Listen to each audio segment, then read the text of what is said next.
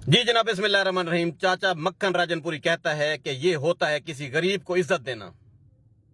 चाचा मक्खन राजनपुरी पहली गाल तो है कि तू गरीब कहनी है, क्योंकि तू हकीम शहजाद लूहा पाड़ दा वड्डा फिरा है, मेरे दिल च वसदे। मैं तेरा एहतराम करना, तेरी इज्जत करना। जिंदगी दे विच आइंदा खुद को गरीब ना समझे। गरीब काली खोती होंदी है।